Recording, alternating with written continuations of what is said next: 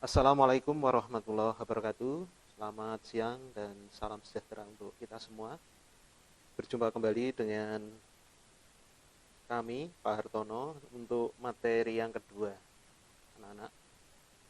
Yang kami sayangi dan kami banggakan, peserta masa pengenalan lingkungan sekolah SMK Negeri 3 Surakarta.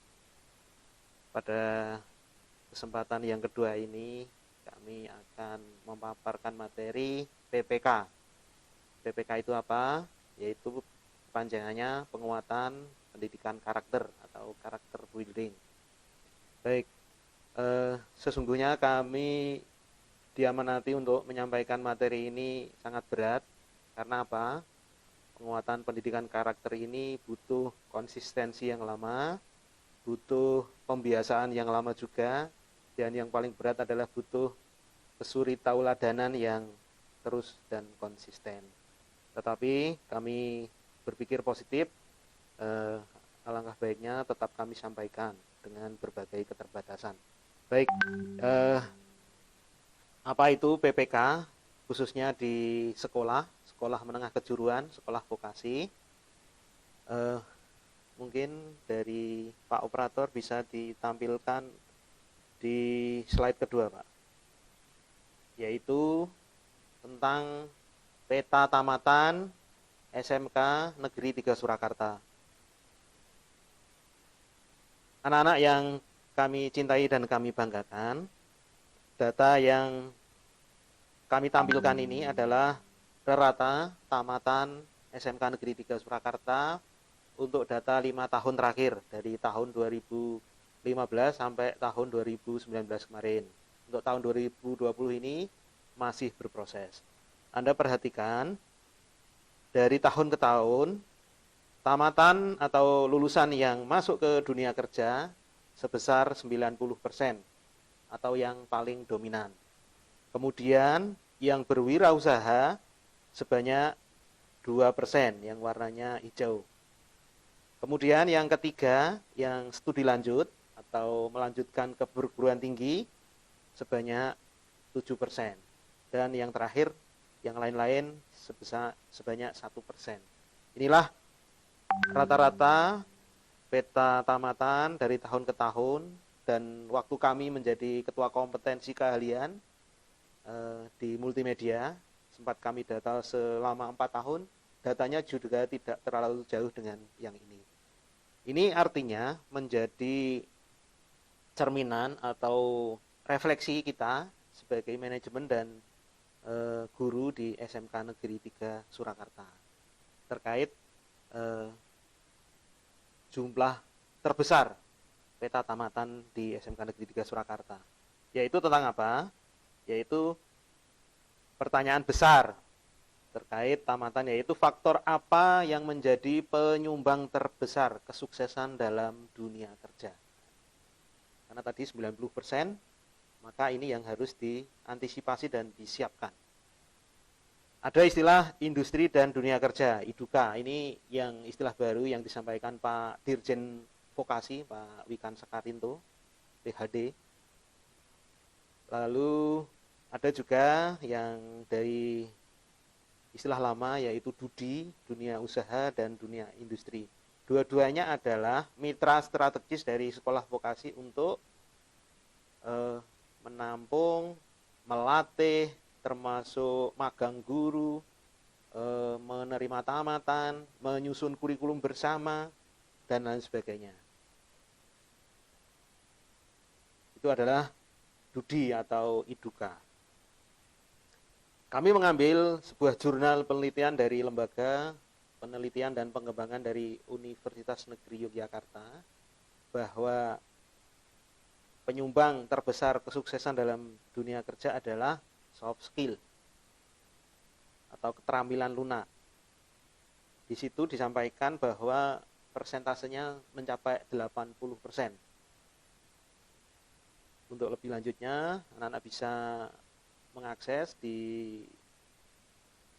fasilitas masing-masing apa itu soft skill dan yang lain sebagainya.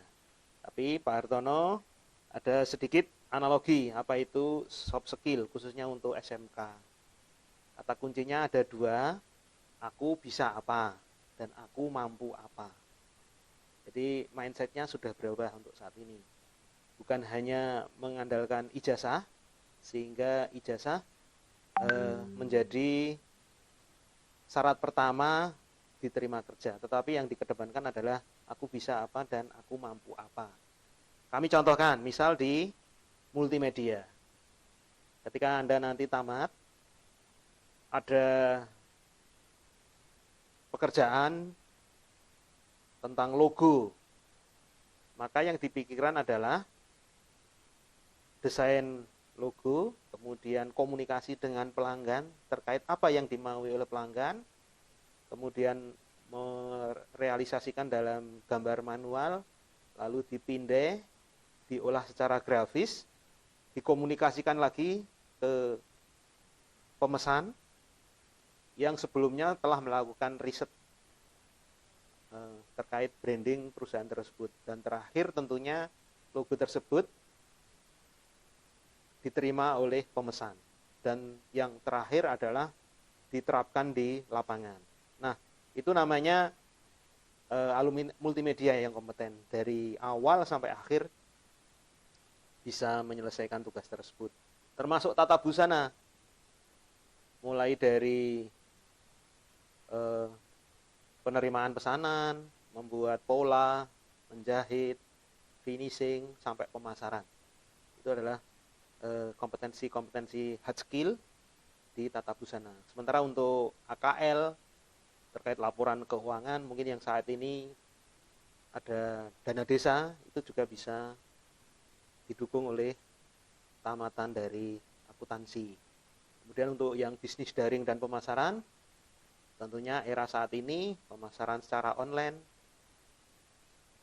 dan yang tidak perlu membuat lapak fisik, nah, itu adalah pekerjaan dari tamatan bisnis daring dan pemasaran. Sementara yang dari otomatisasi dan tata kelola perkantoran, yaitu tata kelola perkantoran modern dari pintu depan sampai dapur, kira-kira seperti itu, mampu dilaksanakan oleh tamatan perkantoran.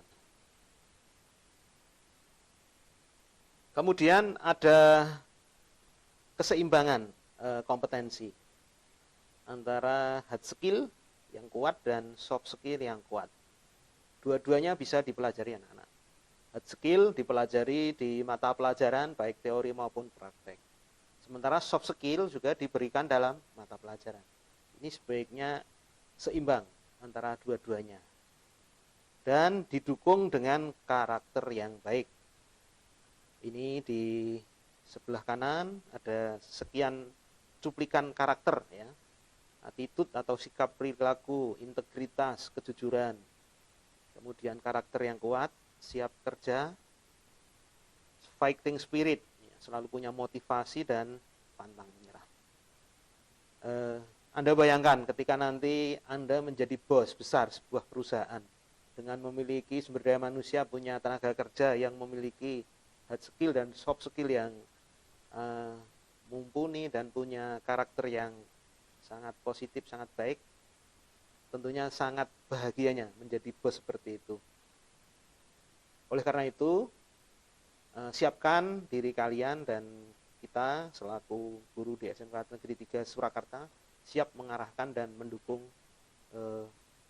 program-program untuk keterlaksanaan kompetensi tersebut. Ini lebih detail terkait dengan soft skill. Ada 8 soft skill yang harus dimiliki. Yang pertama yaitu kreativitas. Ini masuk ke semua kompetensi kalian, baik yang bisman maupun yang pariwisata dan teknologi informasi komunikasi. Faktor kreativitas sangat penting. Kemudian yang kedua, penyelesaian masalah atau tuntas. Kemudian yang ketiga, peduli, kolaborasi atau kerjasama. Yang keempat, kecakapan adaptasi atau menyesuaikan diri. Contoh, kalian nanti menjadi siswa baru di SMK Negeri 3 Surakarta. Akan beda dengan suasana di SMP-mu. Maka kalian harus cepat beradaptasi di lingkungan SMK Negeri 3 Surakarta. interaksi sosial, kemasyarakatan, ataupun dengan lingkungan di SMK Negeri 3 Surakarta. Lalu yang kelima yaitu berpikir positif. Yang keenam, terbuka akan kritikan. Tentunya ada masukan, umpan balik dari pihak eksternal. Itu untuk kebaikan atau untuk membangun pribadi yang lebih baik lagi. Kemudian yang ketujuh, sanggup menghadapi tekanan. Tentunya nanti masuk dunia kerja banyak sekali tantangan dan tekanan-tekanan pekerjaan, maka dengan soft skill yang baik semuanya bisa diselesaikan. Dan yang terakhir, yang kedelapan yaitu komunikasi efektif, baik secara verbal maupun non-verbal.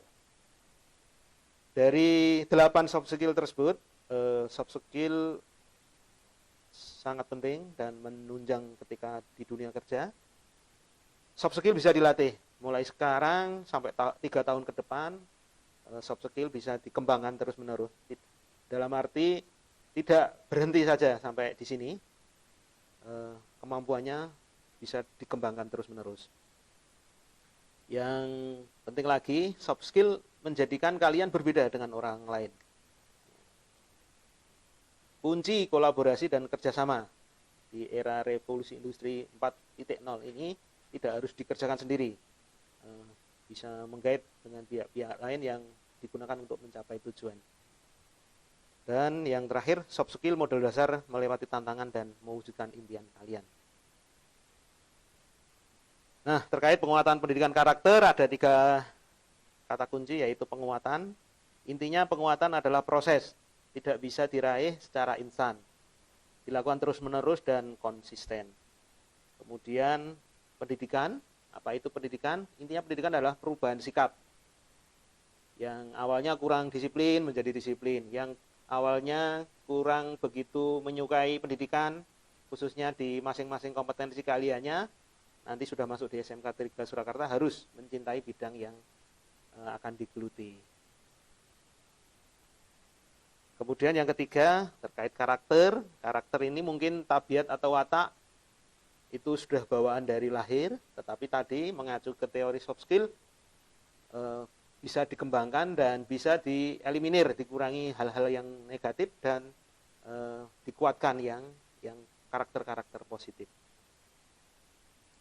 Jadi intinya untuk PPK, bagaimana kegiatan manusia yang di dalamnya ada suatu tindakan yang mendidik dan diperuntukkan untuk generasi selanjutnya.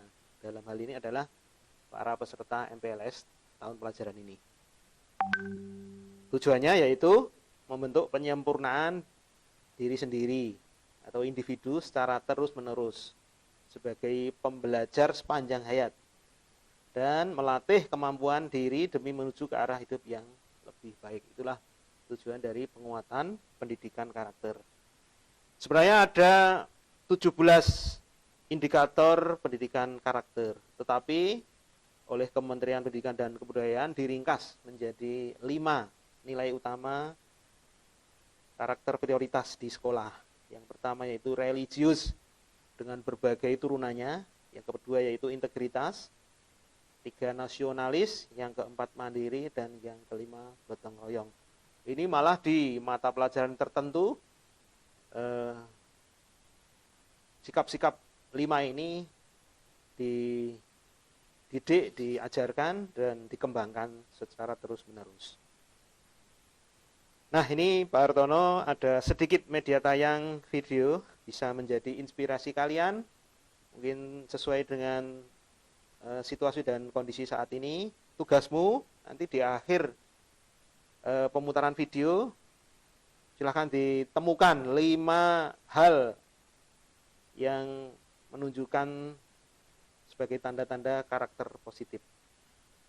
Mungkin itu dari kami, sekaligus kami tutup untuk sesi penguatan pendidikan karakter sambil nanti dilanjutkan pemutaran video, dan kami akhiri. Assalamualaikum warahmatullahi wabarakatuh.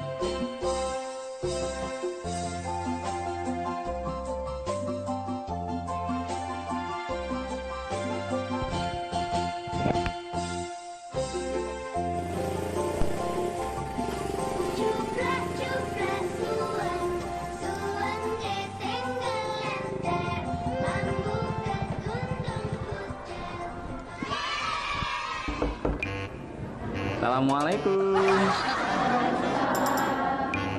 Nggih. Siku. Monggo Pak, materialnya sampun siap. Oh iya, nggih. Keep silent. Elok. Monggo, begitu mana? Oke adik-adik, saya dari Babin Kamtipmas Polsek Grabak. Ada yang tahu? Alah, sik son jukut India naan. Sinyal merah tau dicopot ya Pak. Sekarang itu bukan mulutmu harimaumu, tapi zaman sudah bergeser menjadi jarimu adalah harimaumu. Dalam bermedia sosial itu harus bijak.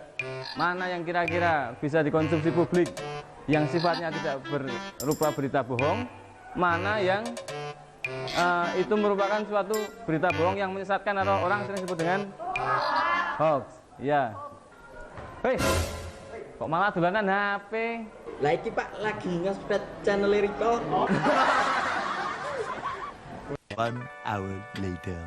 Apa sing wis diulangi Pak Guru Bu Guru kuwi dipraktekno disinaoni. Begitu rampung jam sekolah, ya bali. Bali ning omah, aja kelayapan dolan ning ngendi-ngendi. Motor-motoran sing ora jelas ra nganggo helm. Loh, aku gabut. Sing semangat, sing semangat. Oke, ngene wae. Saiki diganti nganggo sesi tanya jawab. Oke? Wis, arep do takon apa wis boleh lah. Oke, sapa sing arep takon? Ya. Meh takon. Takon. Benda apa sik gampang pecah belah? Kecil, piring, gelas, kaca, bener kan?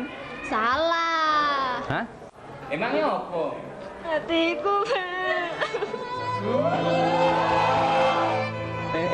Ora pareng kaya ngono ah. Uripku akeh masalah, Pak. Ngene ya, Nduk, tak kandhani. Sing jeneng alam donya kuwi ana hal sing bakal nemoni awake dhewe. Apa kuwi? Ujian. Ujian kuwi tandha tresnane Gusti Allah marang makhluke. Mergo Gusti Allah wis firman ana ing Al-Qur'an surat Al-Baqarah ayat 153. Ya ayyuhalladzina amanu sta'inu bisabri wassalah innallaha ma'a sabirin. Jadi masalah ujian kuwi nek iso mbok sikapi kanthi sabar, insyaallah Gusti Allah bakal ngangkat derajatmu. 3 hours later.